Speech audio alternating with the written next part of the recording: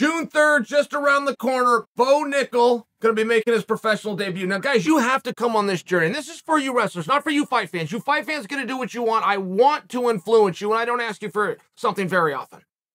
I want you to do this. You wrestlers must. This is a must. We are arguably the most dominant sport in the history of unarmed combat. We are very unrepresented right now. This is the guy. Bo Nickal is the guy. And there's two things happening here, okay? First off, you have a winner. Bo Nickal's a winner. And forget about he was the NCAA champion and he was the university world champion and stop. He's a winner. It doesn't matter what you have him go do.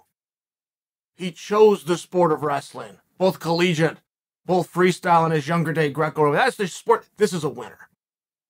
This is a guy that does not buckle to the pressure. This is a guy that will show up prepared. He will understand the rules. He will have a plan, and he will be in shape. He is never going to beat himself, and he's never going to give up. Does not care if the crowd believes in him, doesn't care if the crowd cheers him, doesn't care if the crowd boos him. He's going to come out, and he's going to compete. One of these guys.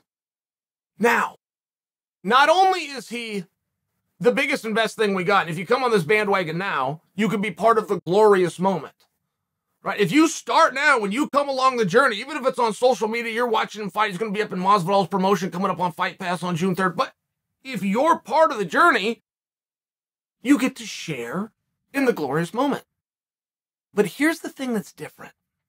Here's the thing that's different with Bo. Bo has all the connections. Bo could be in the UFC right now.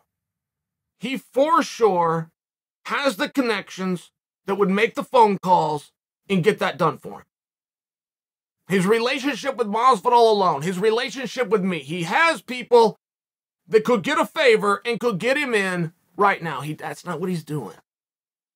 And you could spread that around. Take him to ONE FC, take him over to Bellator. He can write his own ticket for right now. It's very interesting that he's not. This is a champion. This is a world champion who's changed his life, who has a college degree, who has all sorts of opportunities, and he's put them all at arm's reach and said, I'm going to go and chase a dream. But it's very relevant. You got to understand, he's fighting for money. It's what happens. You can be an amateur, you can be an amateur. When you're in the dorms, when you're 4 and 5 deep in college, when mom and dad are helping you, when a scholarship's helping. He's not in that point, and he's still going slow. We haven't seen this before. Not of anybody of amateur status, of Bo's credentials, has gone this slow. He did a number of amateur fights.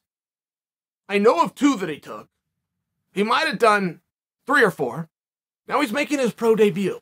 I bring this to you because we have had a number of guys. I don't know that anybody ever entered MMA a hotter prospect ever than Aaron Pico. But Aaron Pico had to make his debut in the professional ranks on the main card at Madison Square Garden. He was 19 years old. It was a lot. And when you look back, you can see that it's a lot.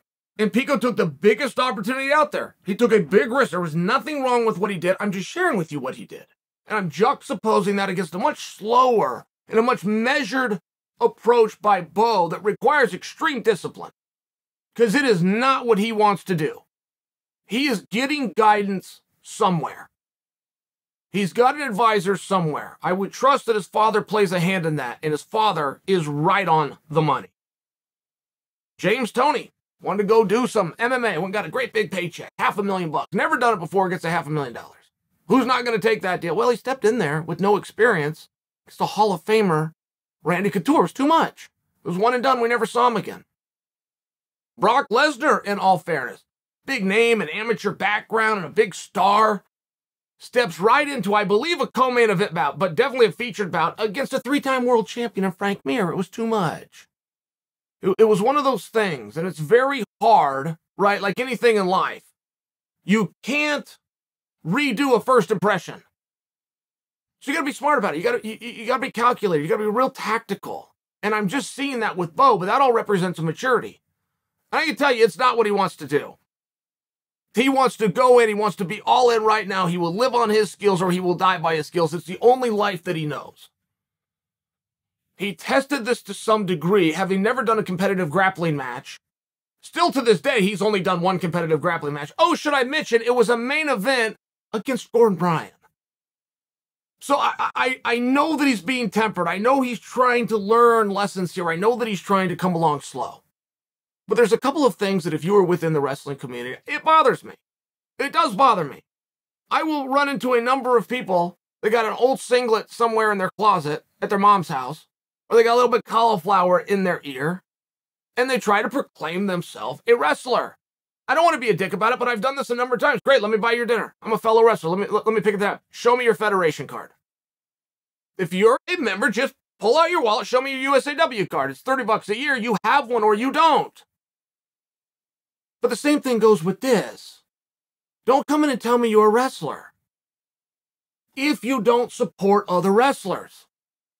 However you can do that in whatever vein that you want to do that. Whether you're kicking some time in at the junior high, you're popping into camp over here, you got a car full of kids, you're taking them to the tournament, whatever it is.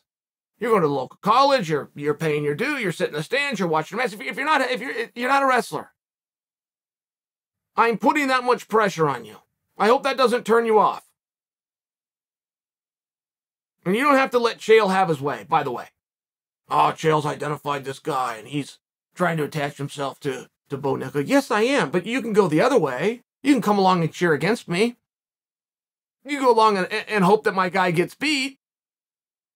It's one of those things, though. I would encourage you now. Bo Nickal sent out a tweet. It was very simple. He said, I'm fighting Masvidal's promotion on Fight Pass on June 3rd. Make sure you watch it. It's going to be my pro debut, and someday you're going to wish that you had seen it. He's right. He's right. I'm telling you, this is the guy. Likely at 185 pounds, could bounce up as he starts to mature and grow a little, all the way to 205 pounds. I mean, these are extremely featured divisions throughout the history of the sport. This is the guy.